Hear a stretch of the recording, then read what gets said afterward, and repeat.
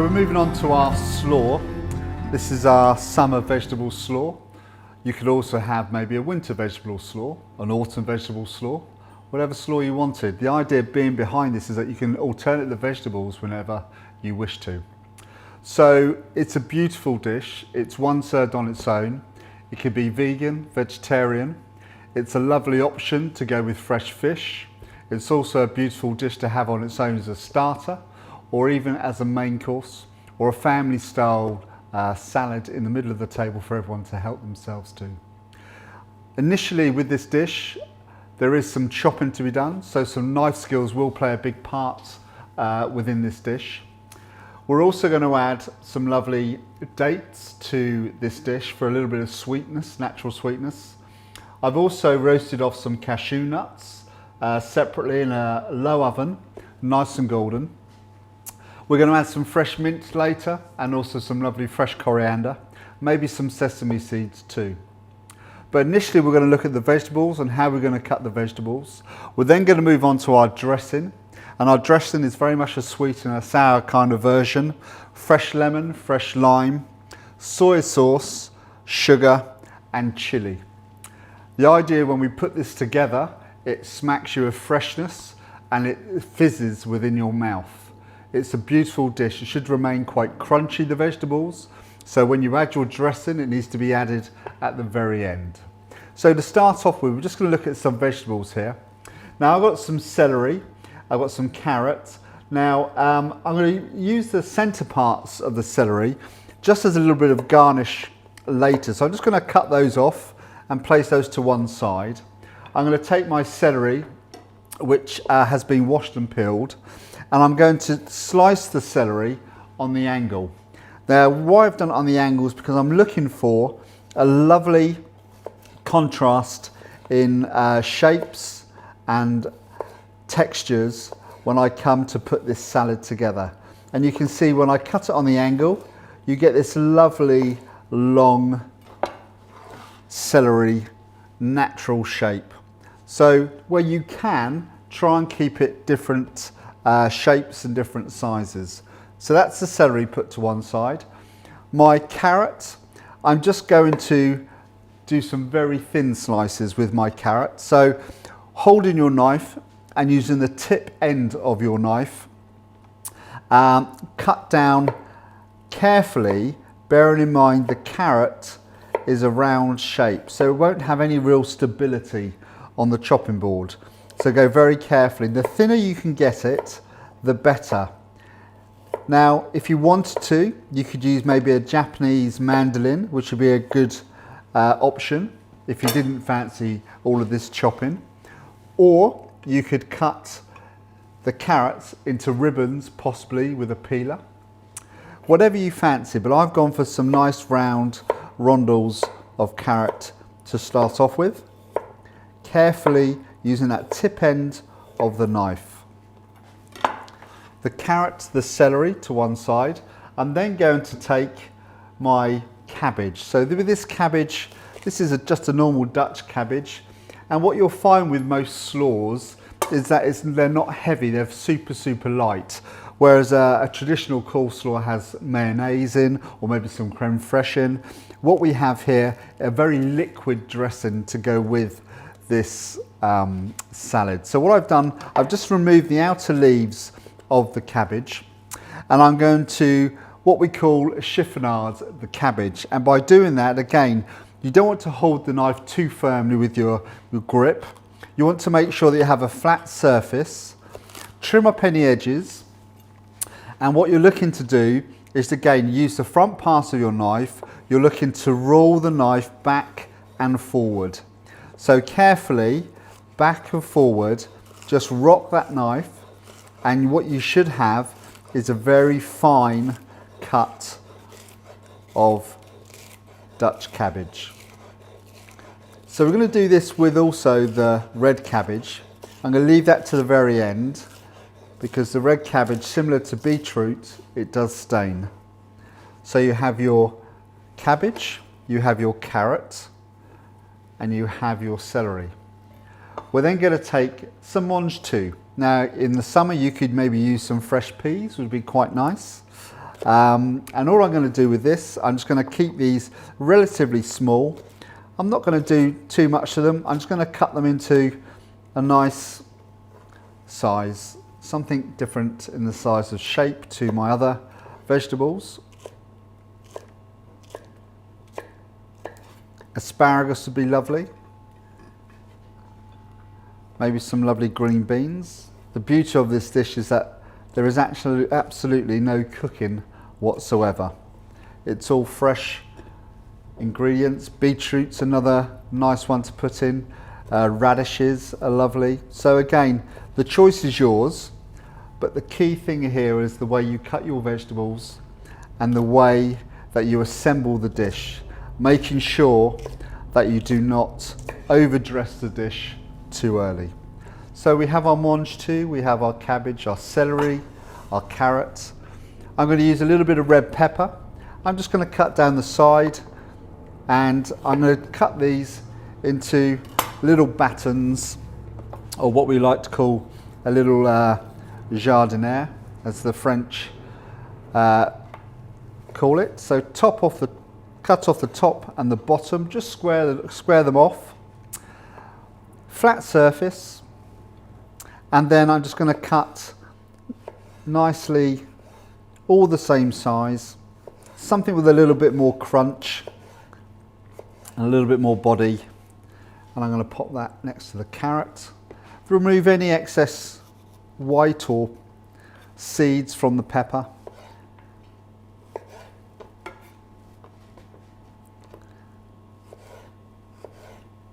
And again, I'm using the tip of the knife rather than the heel of the knife.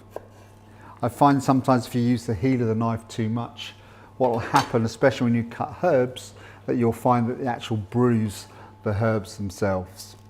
So then we're going to take our final vegetable, which is our red cabbage. Just going to move the centre part. And then again, top of the knife, rock back and forward. And then you get that lovely contrast of red and white with your cabbage.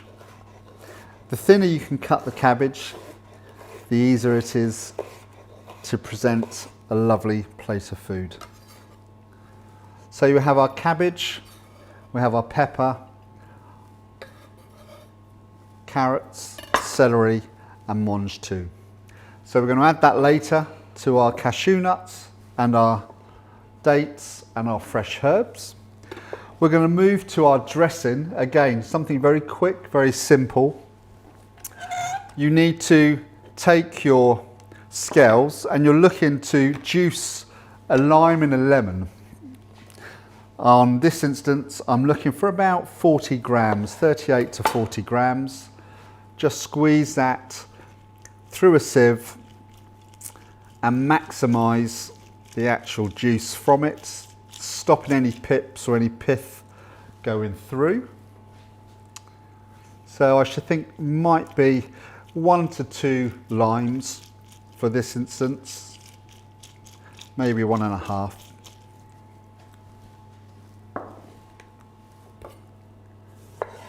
And then we're going to do exactly the same with the lemon. So what you've got here is very much a sour tasting vinaigrette at this stage. Zero it off, take your lemon, and do exactly the same. Same quantities.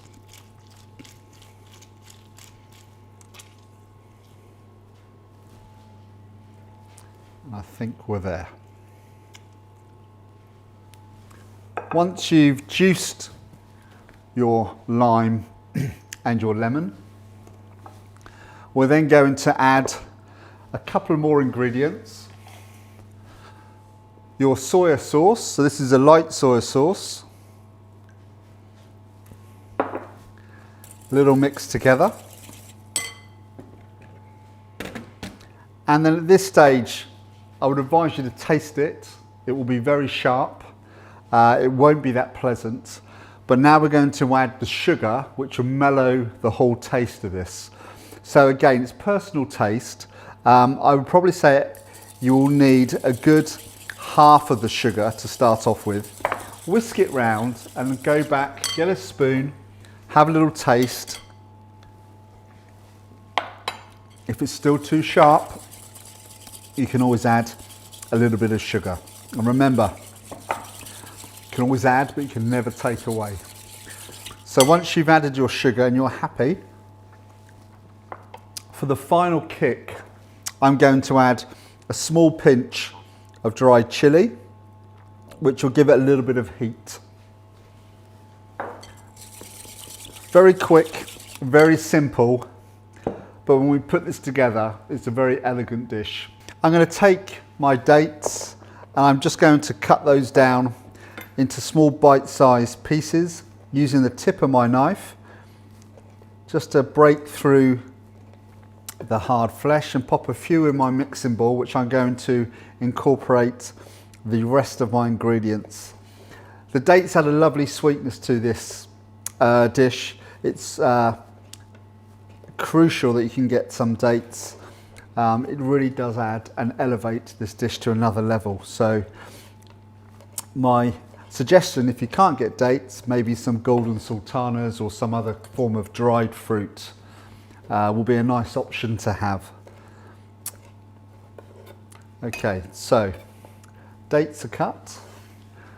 I'm going to take my cashews and I'm going to just very lightly chop those. I don't want to chop them too small. I want them to be relatively big. I want to see them in the salad. And again, add a nice bit of texture to the actual dish itself. So just lightly run your knife over. And then I'm going to incorporate them too into my bowl. Next, I'm going to add my vegetables. So I have my Dutch cabbage, my carrots, some peppers, mange tout, celery, some red cabbage for some lovely colour.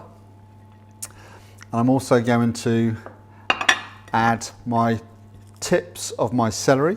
I'm going to chop those through, add a little bit more flavour to the actual slaw itself. Other herbs to go into this slaw. We mentioned earlier some mint and also some coriander. With the mint, be quite generous. I've picked the mint off and I've put them all together as a stack.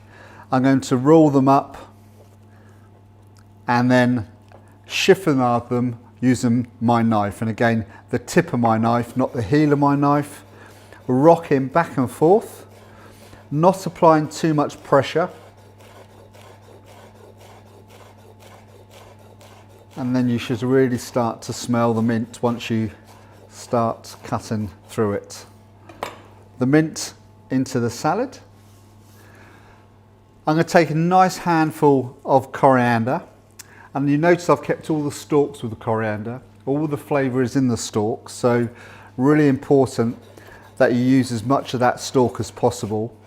And I'm just going to do the same process, rocking back and forth with the tip of my knife. I've just lightly crunched the herb together, and you can just start to see now that it's shredding nicely. It doesn't have to be perfect for this. This is a flavouring agent, almost a seasoning.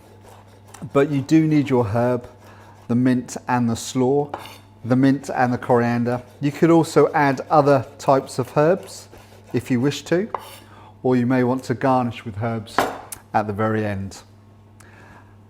Add your coriander.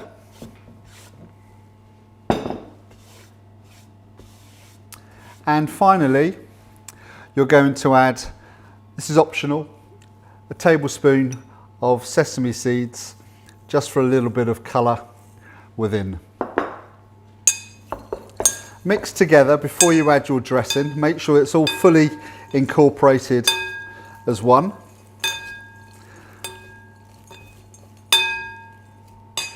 I'm then going to add some salt and pepper.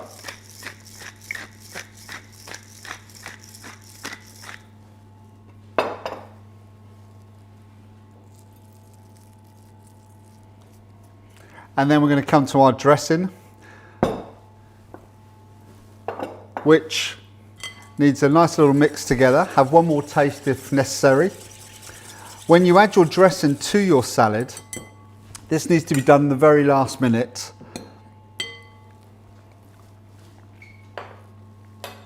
Because if you add it too soon, what happens is it makes your vegetables go very soft and you're looking for a lovely crunch on your salad.